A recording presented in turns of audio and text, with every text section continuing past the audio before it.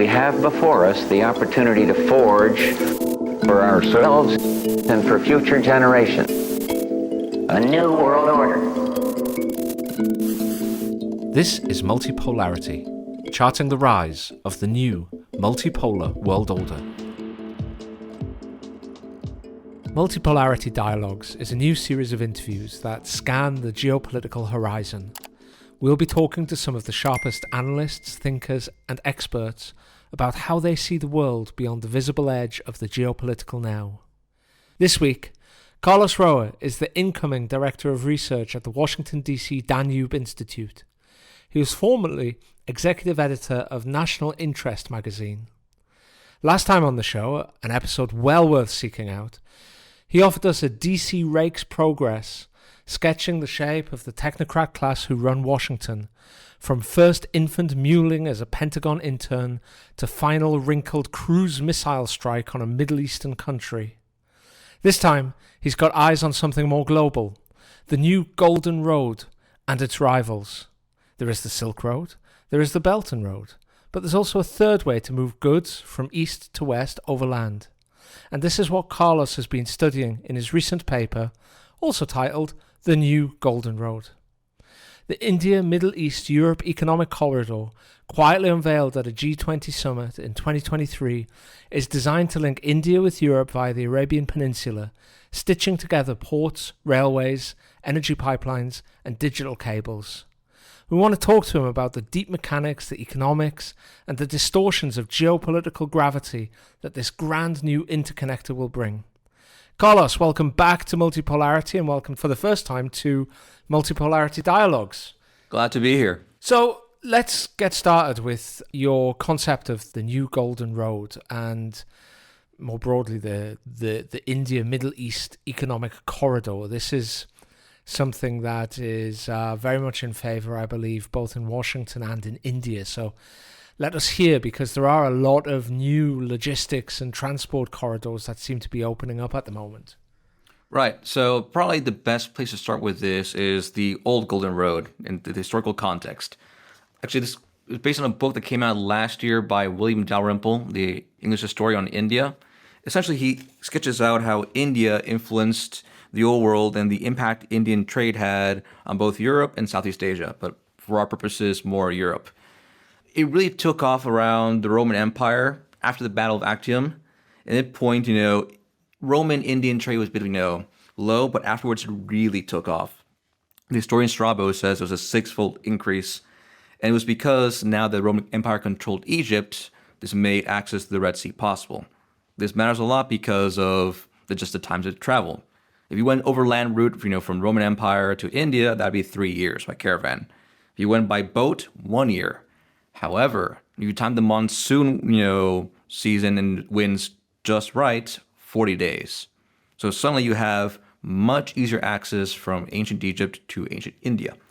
And it's just the amount of money that they can make from this that's insane. So to contextualize, when Caesar, vassalized Gaul, you can say to the Gaul tribes, you need to give us a annual, tribute of around 40 million sesterces.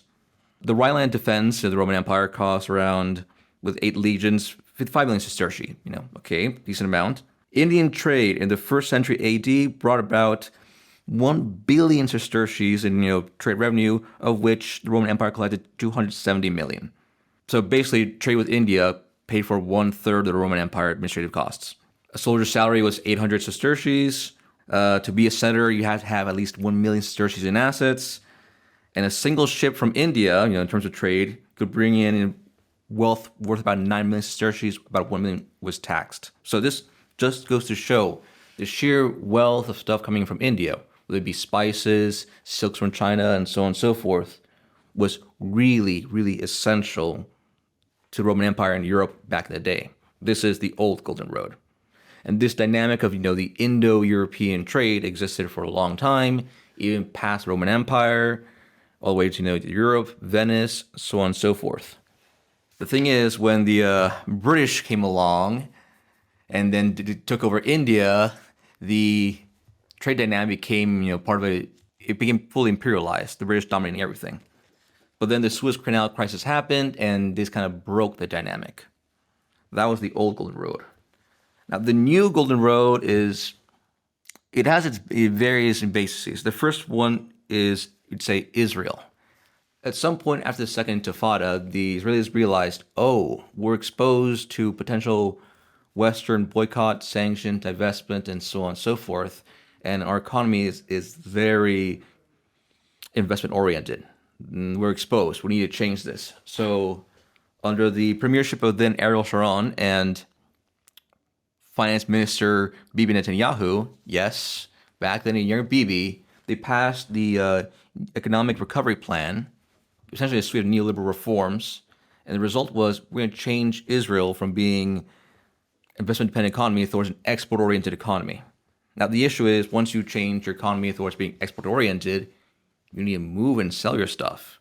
And that depends on where your connections are. So suddenly, for the past few years, the Israeli economy has had this significant pressure to actually need to make peace or normalize relationships with our partners and move stuff over land by trade, by bus, by cargo, or by rail, especially by rail. So the Israeli government, not as much, but if you go back and read the headlines and the articles, you'll see, we should do these tracks for peace, process, and we should build rail lines with our various neighbors and so on and so forth. And this laid the economic foundation, shall we say, for the Abraham Accords. Because now, we have normalization relations with Morocco and so on and so forth. And once you have the political foundations, we say, we need to do the economic foundations.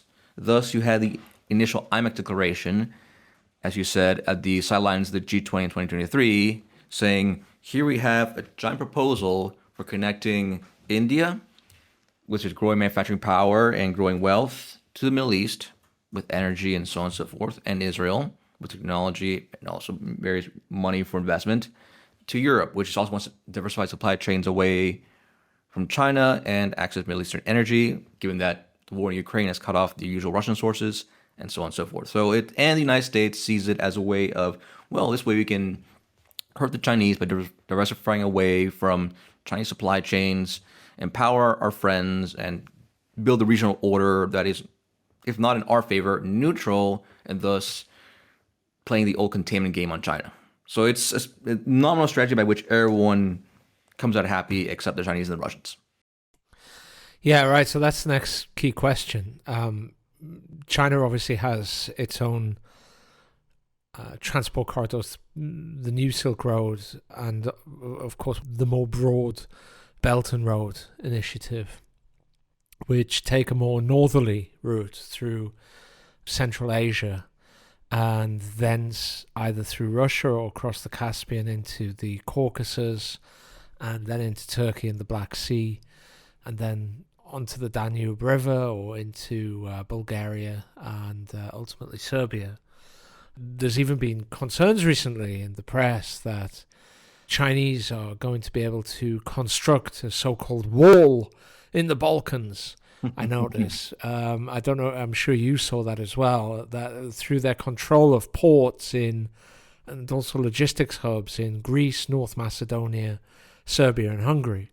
Then, in addition to that, you also have the big Russian idea in that neighborhood, which is to connect St. Petersburg and Moscow through the Caucasus and the Caspian to Iran and thence to Mumbai, which would save a huge amount of time on the existing Suez Canal route coming out of St. Petersburg through the Baltic, through the Straits of Denmark, through the North Sea, through the English Channel, around the Bay of Biscay, through the Strait of Gibraltar, through the Mediterranean, through the Suez Canal, and so on and so forth, right? Like this is, the idea is just to cut that into a much smaller part. And then you also have much smaller competing areas. For instance, the Chinese Silk Road or New Belt and Road initiatives would go through Baku and then Georgia. Or Pakistan, there are all these various initiatives, yeah. Yeah, absolutely. But then, of course, the new Trump corridor for peace and prosperity through Zanzibar, Yep. which sounds like the sort of position I always end up in when I play chess. I want to write an article called Trump's Trippy Plan, which Yeah, exactly. I mean, where do all of these stand? There seems to be genuinely. I mean, these things are multiplying like tribbles at the moment, and where do we stand with this? I mean, like, first of all, which ones are further along the road to being constructed and coming into operation and actually shifting a serious amount of goods? And also, what are the predicates and requirements for success in constructing a logistics corridor that does produce a serious amount of goods or transport a serious amount of goods and bring a serious amount of prosperity? Well, I think I want to take a step back here and then kind of just very briefly go over the broader context, which is we're entering an era of how we want to define it: multipolarity, great power competition, so on and so forth. Essentially, we're seeing geopolitical blockism. We're very much seeing the end of the unipolar neoliberal order, et cetera, saying, okay, we cannot be take, for example, Europe can no longer take energy from Russia because Russia bad. Decouple away from China because China bad, therefore Chinese products, we lost jobs, United States to China, so on and so forth. With geopolitical blockism, we see economic blockism. So, we need a friend shore or near shore. We need to apply tariffs on goods coming from so and so countries. We apply sanctions. And down the line, we'll probably see, we need to impose capital controls. So we can no longer, like our companies or pension funds or wealth management funds or whatever, invest abroad. We need to invest locally. We had Emmanuel Macron, president of France, say last year at a speech in April at the Sorbonne, I think it was called Europe M-It Can Die. And he basically, as part of the speech, he outlined saying, French management companies, should invest their money into France to boost the economy and so on and so forth. So we will see, I think it was Lenin coined the term, a new age of national capitalism. As a consequence of this whole dynamic, people are realizing, right, we need to rewire our supply chains and diversify them. So if Europe, for example, can no longer take Russian oil and gas, we should consider taking Central Asian energy supplies or more Middle Eastern supplies or so on and so forth. So this creates a situation where, or again, this applies also to China. China is now saying, we fully reliant upon Middle Eastern supplies because who knows, the United States gets serious, they might block the Strait of Malacca, or they can do this, or they can do that. So they also want to diversify. So it's a situation where everyone realizes we need to diversify our supply lines, energy, goods, and so on and so forth. And all the countries outside blocks or between blocks realize, this is a great opportunity for us as well, since now people want to throw money into these various logistic, supply chains, ports, and so forth. And we have kind of a buyer's market. So this forms a situation where, we all need to form various diverse supply chains, diverse routes, and therefore this is what's driving this whole economic corridor stuff. So we have, to get to the middle quarter, the Silk Road question, the Chinese realized, there are three main routes to get stuff overland from China to Europe and the Western markets. One, the Northern Corridor, which goes through Russia. It's pretty well built out and so on and so forth, but the war with Ukraine resulted in sanctions, and people are kind of scared. No one wants to touch it, so that's currently in trouble. The Southern Corridor, but that goes through Iran, which is sanctioned, troubled, and so on and so forth. So that's to leave people focusing on the Middle Corridor, which goes through China, Kazakhstan, Caspian Sea, lands in Baku, and Azerbaijan, and then goes the Caucasus, through Georgia, but now the peace deal plays out with Armenia, through Armenia into Turkey, Black Sea, and so on and so forth to Europe. That is now getting the most attention because it's a very neutral corridor with plenty of countries along the way that are energy rich and have money and want to invest in it. So it won't pay fully for itself, but it provides, it's better conditions to do so.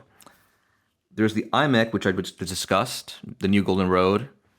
Again, you have Middle Eastern countries along the way who say, you know what, yes, we are totally in favor of building more ports, or say building an overland route that crosses from Dubai through Saudi Arabia into Jordan, into Israel, and then ships along to Europe. But then you see we can't, the Turks say, hang on a second, you can't cut us out. We're Turkey. We're between East and West. So we're going to pitch the New Development Road crossing from the Grand Port in Iraq, through Iraq into Turkey. Then the regime in Syria fell. So he said, oh, hang on there. Now we can revive the old railway and cross from Iraq through Syria into the Mediterranean, and it'll be even better. Thus, we already have DP World, Dubai Ports World, the main UAE shipping company, and France's, I think it's CMA, CG, whatever the name of the company is, already having gone to Syria and telling the new regime, actually, we want to revitalize your new ports there. So everyone's getting into this game to diversify supply chains, diversify routes, and just build resiliency into the system. So it's very much the old 19th century great power politics, but played out more economically again. And how much do you think we can look at some of the geopolitical developments that we are seeing happening at an increasing pace and ferocity, and wonder whether some of these are being driven, at least in part, by controlling some of the choke points or controlling some of the sections of these new diversified trade routes? For example, just run with me on this. Hypothetically, it's possible to imagine an American strategic thinker going through the following thought process. The US has always been able to exert global control through its global control of the shipping lanes. If now China has smartly said, well, if we can't control the shipping lanes, we need something we can control, and that's overland routes. What we, the United States, need to do is we need to interject at certain key points on those overland routes so that we still maintain some level of control. Or we need to provide alternative and more effective land routes that would, equally allow us to control that trade between China and Europe. Because the last thing that we want is to hook up the wealth and consumer markets of Western Europe with the manufacturing might of China. That is the last thing on earth we want, especially if that also involves the natural resource might of the Russian Federation. So, if we can, for instance, if we can peel Armenia off Russia and we can force Armenia to cede some of its sovereign territory and thereby allow us to link Azerbaijan with Turkey, then that might make more sense than the current route through Georgia. Equally, if we can kind of color revolution the Georgian government, which wishes to stay neutral and balance between East and West, and we can put them firmly in the Western camp, then that really allows us to control that Caucasus section of the Middle Corridor, because then we'd have Armenia and Georgia, and the Chinese would have to play nicely with us. Otherwise, we could force Georgia and Armenia to stop any transit from China across to Western Europe. And equally with the India-Middle East corridor, is it a case of the US thinking, well, if this goes through, the port of Haifa, Israel is the strongest and most, powerful American ally. It's really the, one of either the only one or one of two or three. By the way, those two or three don't include the United Kingdom, that could be considered to have a special relationship with the United States. And thereby we can kind of control some of this overland potential, between East and West. The same with Iran, like if we keep Iran constantly off balance, if we continue our presence in Iraq and our control over the Iraqi economy, if we get rid of Syria from the Iranian camp, then we can block that kind of lower corridor. I mean, how much of geopolitics can we say is driven by considerations like those which have admittedly crudely outlined there? So the interesting thing you're touching upon is that if we take the position the United States is no longer unipolar, if it ever was, but if the conception is the United States can no longer be anywhere at once, then it defaults, and we're seeing this play out right now, into spheres of influence. So that's where we're seeing the Trump admin say very strongly, well, hang on, we're going to focus on the Western Hemisphere. We're going to call it the Gulf of America, not the Gulf of Mexico. We want to take Greenland, Panama Canal again, and so on and so forth, and want to reinforce or at least change how we're playing with Europe. So it really is a situation where we're trying to define the new U.S. sphere of influence. At the same time, Russia's doing the same thing, saying, well, hang on, we're going to definitely take Ukraine because this is important to us. We want to reassert ourselves in our traditional backyard, the Caucasus, Central Asia, and so forth. And the Chinese are doing something similar, saying, well, we have the 9-dash line. Clearly, we have interest in Myanmar/Burma. We have interest in Southeast Asia, so on and so forth. So what's going on right now is all the big players in the room are trying to, informally, there's no like real thought out process. This is not some video game, trying to figure out where the lines are for their sphere of influence. So as part of that process, it's trying to figure out, where does what belong in what camp and how can you get into our camp? And if we can't get into our camp, how can you remain sure it remains contested and not anyone's backyard? So the Caucasus and Central Asia, for instance, the United States cannot exert itself there the same way Russia and China can because halfway we're on the other side of the world and China and Russia are neighbors. So the U.S. is interested in saying, well, we can't be there at the same level, but if we play the finance game, because we have an interest in financing some of these corridors, roads, ports, and businesses, we gain leverage on these countries, and therefore this gets us a seat at the table, and this prevents the full domination of the route from Russia or China. Likewise, southward, we can disproportionately influence the routes going through the Middle East, and therefore use this to keep China and Russia out. But that same token, Chinese say, well, hang on there, we also have an interest in how this plays out. So it really is playing geopolitics through economics as a way to avoid military competition, or at least deprioritize it. And this involves a lot of, redrawing the map, and there will be winners and losers. With the whole IMEC thing, for example, we're seeing that Iran is deliberately cut out. All the proposed routes through Saudi Arabia or through Iraq and then Turkey, the point is to keep Iran out. So Iran also has to play this game by saying, well, hang on a second, the Grand Fa port, is right next to Iran, so therefore we should get a stake in this. Or hang on, we'll also have the international north-south transportation corridor going from Russia through Azerbaijan down to Iran, and so on and so forth. So it really is, everyone's playing this economic game of routes to support their economies and redraw the map in the post-globalized environment. And how this plays out in the long term, we'll see, because not everyone can be a winner. Right now, we're seeing that disproportionately the lead people with this are those states that have energy supplies that are oil-rich or gas-rich, because they have, as a result, the geopolitical heft and pull, or help finance a lot of this construction and building and development. So how can countries, a lot of these countries are obviously, well, look, every single country is less powerful than the United States and China, okay?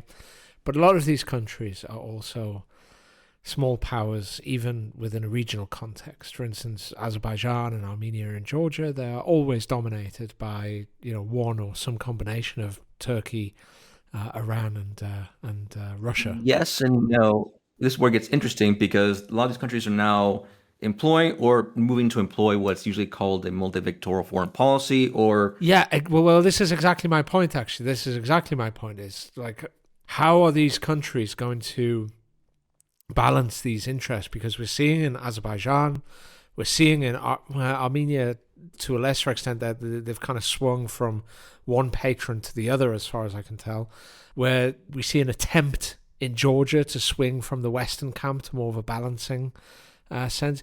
Even countries like the Saudis have swung from being, really strongly within the US camp and having a very close relationship with the United States to they're starting to move to be more of a balancing power as the Chinese market becomes a more important destination for Saudi natural resources. And as China climbs the technology ladder, you are starting to see Saudi Arabia, just swing a little bit. I'm not saying they're swinging into the Chinese camp, but they're swinging to become more of a balancing power. So are we likely to see more of this? I think, for instance, Viktor Orban in Hungary, and I know, full disclosure, you work for the Danube Institute, which is, gets its funding from the Hungarian state. So I think we should be honest about that. But I do also believe that Orban is playing a very canny hand, in that He maintains a membership of the largest and deepest free trade organization in the world, but also relatively uniquely among EU members, he also tries to keep relationships open with the Eastern nations, both the Russian Federation and increasingly China, which is quite heavily invested in Hungary in relative terms. And increasingly, I would note the Turkish states, because Hungary, well, Magyars, therefore a Turkic people technically, and they're an observer state. Is that right? Is it? Yep. I actually thought it was like a Finno-Ugric. Yeah. They're an observer state of the OTS, the Organization of Turkish States. They had the informal meeting here, and all the leaders of Turkic states were here. Okay. Driving investment that way, and so on and so forth. So Hungary is a good illustration of what you're saying, which is So it's like, as you call it, like a multi-vectored I would call it kind of multi-aligned or even non-aligned. there are various names for these foreign policy, but it boils down to a lot of these countries realizing, look, small fish are always at risk of being eaten by bigger fish. There are a few rational ways to do this. You either bandwagon, you say, all right, we'll go along with the bigger country, or you're in a position you can say, well, we want to maintain ties with everyone to avoid trouble, and if we have sufficient leverage and influence and so forth with everyone, we put ourselves in a position where we're too important to go to any one side. So, for example, Azerbaijan. To the north, Russia. To the south, Iran. To the west, Europe, but also Turkey, etc., etc. And it's so valuable prize since it's, right dab in the middle, that no power, great or middle or otherwise, can afford, to go align with someone else. If it goes to the Russians, the Iranians will freak out, as will the West, as will Turkey, and so forth. If it goes with the Turks fully, everyone else freaks out, so on and so forth. So it's about trying to form a foreign policy where you're invaluable as a neutral partner, and no one can afford you going another way. Now, can everyone do this? No, not really. Hungary, ultimately, as much as it wants to do the dance with China and so on and so forth for practical reasons, it still is in Europe, in the European neighborhood, next to Germany. The economy is mostly traded with Germany and so on and so forth. So it's trying to figure out, if it can do this whole game, and if it can, how to do so carefully. That's the dance that everyone has to try to figure out right now if you're a neutral country, and we're seeing variations of it. Right now, we're in the learning process of how each individual state can do this, if they can do it. Yeah, I suppose the downside of that is when push comes to shove, if you are kind of dancing this very delicate series of complex steps to balance between various potential partners on the dance floor, you can end up like Iran and be left fairly naked against the aggression of a power, an outside power. Now Iran ultimately was able to gather itself and fight back to a fighting tie during the 12-day war, but having tried to stay outside, both the Chinese and the Russian camp, and obviously the US camp as well, it now increasingly seems to be saying, okay, we're going to buy Chinese weapons because we don't care if that means that we're in the Chinese camp, right? Because we just have to protect ourselves. What I'm trying to say is that if you do play this dance, you really have to be quite neutral. You can't really have an assertive foreign policy one way or the other, because you don't have that the same degree of protection that you would have had if you had bandwagoned with the United States or with China or with Russia, for example. Correct. Yep. But it's also, keep in mind that as circumstances change. For example, with Iran, its whole network of proxies in Syria, Hezbollah, and Lebanon, and so forth, and have collapsed. It's lost a lot of strength regionally because of that. All right, understandable. Now Israel's saying, well, we've punished Hezbollah in Lebanon, and Syria's been changed, and so forth. But now they start thinking, well, hang on. The main challenge now we face is Turkey. You're seeing a lot of, new rhetoric coming from Israel saying Turkey is they're a dangerous actor, they're a geopolitical challenger, and so on and so forth. And now the Turks themselves are getting worried. So you create this unique situation where Israel says, well, hang on. Turkey is now our main competitor in the region. We're trying to build this whole IMEC thing across the Arabian Peninsula to Israel. But if the Turks manage to build this whole alternative road through Iraq or even through Syria, our routes and our ports are in trouble. So we have interest in keeping the game unbalanced in Syria. At the same time, Iran says, well, we can't allow the Turks either to gain strength. So look at Syria, look at Israel, like, wait a minute, we share aligned interests now. So it's not beyond the field possibility that in 20 years, sooner we say, hey, we have a shared interest here. So the more things change, also there'll be new challenges and new reactions because of the moving of the new routes and the new regimes.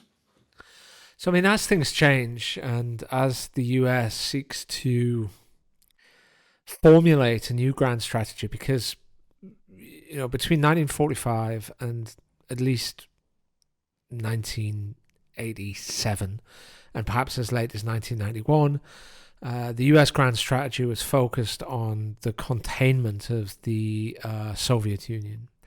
And then after 1991, it switched to neoliberal expansion and yes, exactly right. So spreading American values and democracy and capitalism and the free movement of capital and the free movement of goods. And by doing that, we would make the world a richer place and capital and peace on earth. We all hold hands. Exactly. I mean, listeners can go and read the Project for the New American Century Wikipedia page, and they can find it all. Now we're moving to that kind of monstrously hubristic plan for domination of the global commons as passed and it's been slapped in the face by the new reality, which is a world of multipolarity where there are, as far as I can tell you, three great powers in the system. 2.5, but yes. Yeah, well, I would say like two that are peer competitors, the US and China, and a third which is very much weaker than those, but still qualifies as a great power because... I agree. I mean, I think that Mearsheimer, in something like 2014, in an academic paper, he tried to define a great power as a power that any of the other great powers would have a huge amount of difficulty defeating, even in in any kind of struggle between them. And I think Russia and Ukraine has proved that it has proved a very tough nut to crack against the combined economic might of the Western alliance. But anyway, we're now in a multipolar world. The US is kind of groping, or perhaps better to describe, being dragged kicking and screaming away from it. Its liberal, proselytizing, liberal universalist grand strategy into something else. But my impression, Carlos, is that at the moment, any such grand strategy in the US is incoherent, and there are actually, even within the Republican camp, even within the non-neocon Republican camp, so the Republican camp is kind of broadly split between neoconservatives, so the bigger, more powerful group at the moment, still at the top. It's more 50-50 these days, actually. More 50-50? Okay, well, that's fair enough. But it's split between the neocons and then the realists. But then even within that kind of more realist camp, you have, it seems to me anyway, from afar, you have like different factions. For instance, here's an example. Is Trump's tariff policy, is it A, a negotiating tool that can be used as leverage to extract better trade deals on free trade terms? Is it B, a way of raising lots of extra money for the US Treasury? Or is it C, a way of reindustrializing America and bringing jobs home? Because it can't be all three of those. And in fact, I don't think it can even be two of those at the same time. And yet we hear versions of all of that at the same time. But there are other examples of this through foreign policy. Like, for instance, the Ukraine policy seems to swing quite violent, gyrates like a late 50s Elvis performance between... being friendly with Russia and trying to reopen, links with Russia and pressuring Ukraine to accept a to accept some kind of deal that'll just put an end to all of this.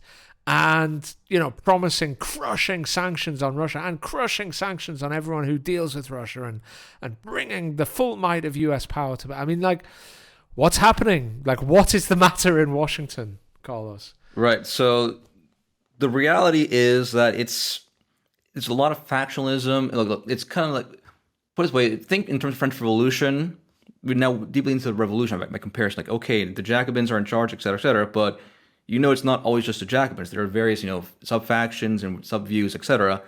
Something similar is happening in DC, which is, all right, there is a general understanding, despite some neocons are kicking and screaming, no, we can't do this, that the old way of doing things is done. It's that China will not be a stakeholder in some new world neoliberal order, so on and so forth.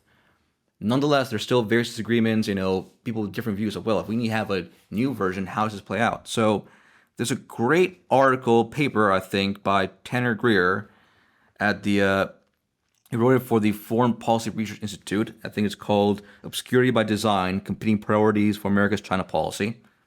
Yeah, I've read this. It's fantastic. Yeah, it's really good. Where he dives into the various, he puts, it's hard to, create a taxonomy, but he creates 8, perspectives. They're prioritizers, they're primicists, culture warriors, crusaders. That's just the raw geopolitics.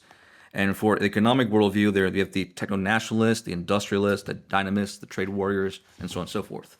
So what's going on in DC right now is a sort of a very bloody knife fight over which faction holds sway over which department, which institution, and so on and so forth. So if there seems like there's no grand strategy at the moment, or at least what's going on is an attempt to forge one and deciding who gets to write which section what. So a great example of this we can see in practice is right now the Pentagon puts out the National Defense Strategy and the State Department puts out the National Security Strategy. And these are usually, the big 2 documents to define U.S. grand strategy. So it depends who writes what. So the prioritizers, which is, Elbridge Colby and his crew, are in charge of writing the National Defense Strategy. But at the same time, we hear reports that, actually, Hegseth and people upstairs are, overruling on this and that, saying, no, we need to focus on this, being the Western Hemisphere and so forth, and we need to deprioritize Taiwan and so on and so forth. Likewise, in the State Department, it's policy planning, headed by Michael Anton until 2 weeks ago, and it's staffed with various people in charge of writing the National Security Strategy. But now that Michael Anton's going out, we start wondering, okay, who has influence over writing National Security Strategy? Will it be someone else? Will it be the Secretary of State's office, which is Marco Rubio and his crew, and so on and so forth? So what's going on right now is the whole bureaucratic, very in the weeds, factional, ideological battle over what is the strategy, how is it defined, what are the goals, and so on and so forth. So this is just the very, very convoluted process of how the United States determines its foreign policy. And we're seeing, it seems chaotic, but it's like chaos theory. If you see a very chaotic system, sometimes there's an innate order to it, it's their stability. Whereas sometimes you see a very stable system, like dictatorship, but one shock, the dictator dies, and suddenly it's very chaotic. Yeah, and I think this makes the US pretty unpredictable at the moment.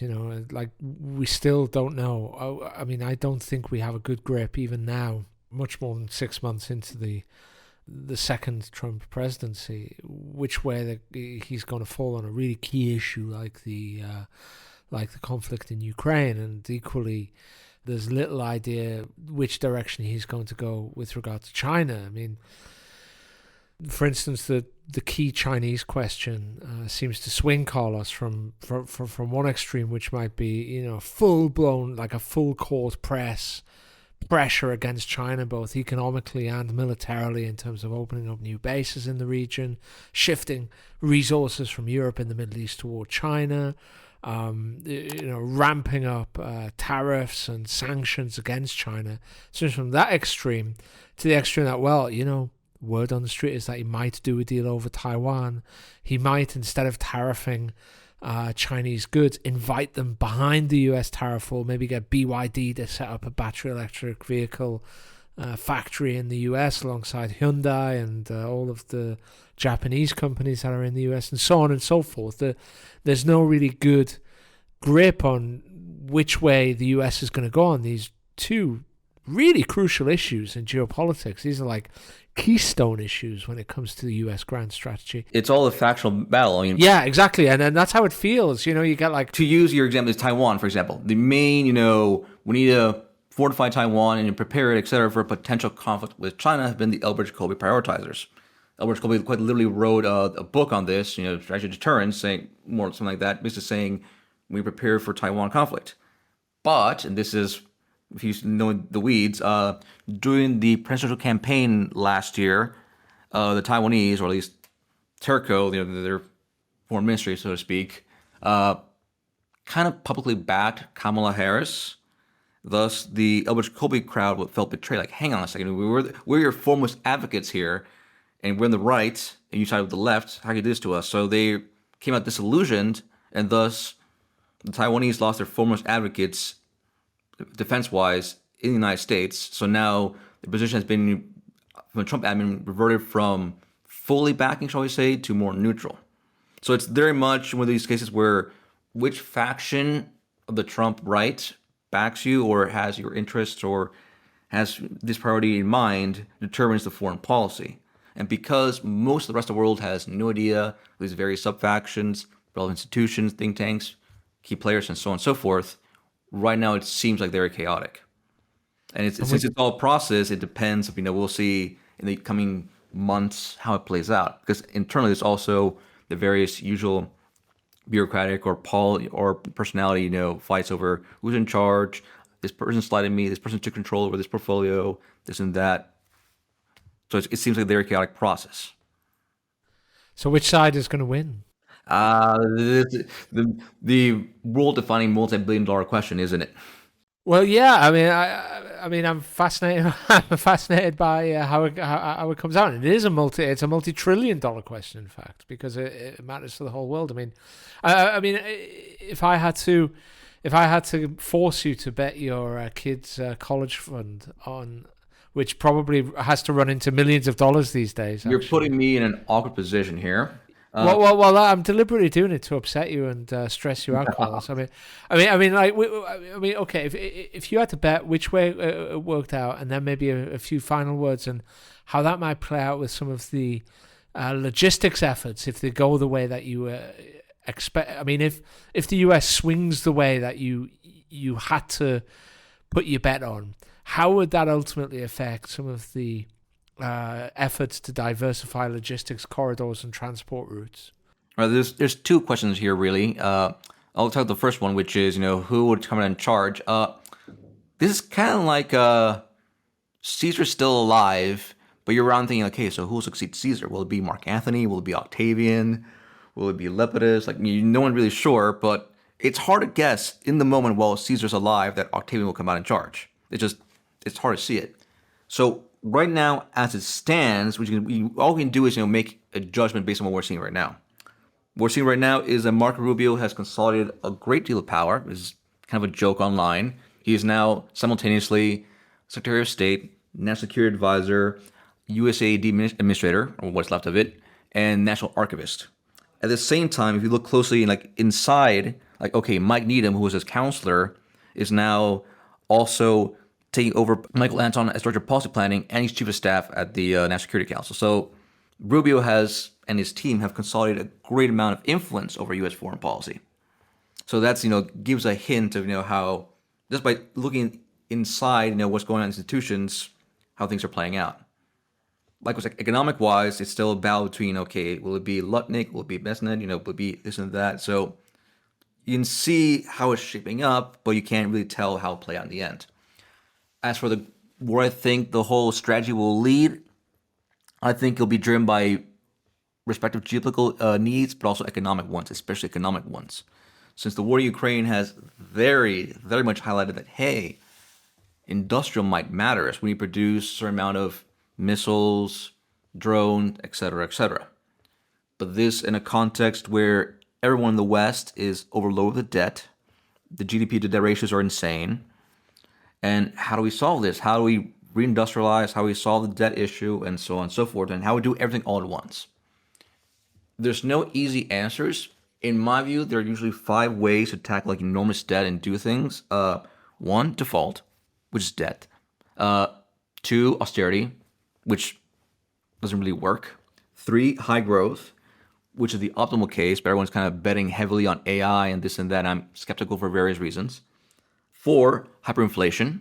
You inflate away the debt. Problem there is it's hyperinflation. You're opening Pandora's box. And 5th, and I think this was trying to happen, financial repression, which essentially is, okay, we'll keep inflation at a politically workable, shall we say, level of, like, let's say 6 to 8% a year, something like that. Enough people complain, but not enough to cause a revolution. We use this to inflate away the debt, and we'll also start reallocating capital via various means towards investing locally and domestically. So saying to the various wealth funds, you need to invest here, telling the VCs, no more stupid tech startup bets, you need to finance a factory here and there. We'll help with some incentives, either federal or local, land grants, and various means. And we'll see other countries, especially in Europe, start doing the same. I think the UK starts, pass some sort of, not sure if it's a regulation or something, but something or other, you can Google this, that pension funds need to invest in the UK. Likewise, France is starting to think this way, and so on and so forth. So we'll get to a point where it's, all right, how do we allocate pots of money nationally towards rebuilding our, industries and economies? And the United States case, in particular, has the unique position of still being great power and security provider, and say, well, hang on. Let's say, for example, Philippines, you want us to still remain your security backer in the context of you being in the Pacific and China is your main challenge, and so on and so forth. Well, we'd be happy to do this, but you see, we need to have also to reinvest in our domestic economy. Around 100 billion, which is the same amount that you would cost to supply your defense. If only someone could cover that cost. So you start seeing plays like this. We've seen already the South Koreans wanting to invest in the United States in factories, then be surprised of, hang on, why is ICE raiding this factory in Georgia and seizing illegal immigrants? Oh, because they're actually serious about this whole nationalism thing. Or we have the Japanese saying, well, we want to use Nippon Steel to acquire U.S. steel, but then invest in U.S. steel capacity development because this forms a lovely economic bloc against China and steel. And the U.S. says, well, actually, this saves a lot of money. It's factories that can move in our land. They train American workers and so forth. This frees some of the budget we would normally spend to focus on defense. So we'll see the geopolitics play out in this direction of everyone's more nationally focused. Everyone's going to try to rebuild their economies, and the U.S. has a position where it can kind of, I'm not going to say coerce, but try to align other people to say, if you want us to be present, you need to help pay up in a more open transactional way. Well, Carlos, while you're still here, last question, is there anywhere that you would like to direct Multipolarity listeners, anywhere where they can read more of your work, where they can get an idea of what it is that you do? Is there anything else that you would like to direct people toward? So I'm one of those guys who hates Twitter. I do not know how to tweet. I am not that capable of it. But generally, I do have a website, carlosroa.org, where I need to keep it up to date, with articles, etc. I may set up a Substack soon. But in general, look at my profile, look at my LinkedIn. I'm around. I'm actually quite reachable if you just follow the instructions on my LinkedIn saying, email me here for introductions. Don't just try to reach out to me. I have a channel set up for this. Okay, perfect. Well, Carlos Roa, thank you very much. And we hope to see you again soon. Would love to.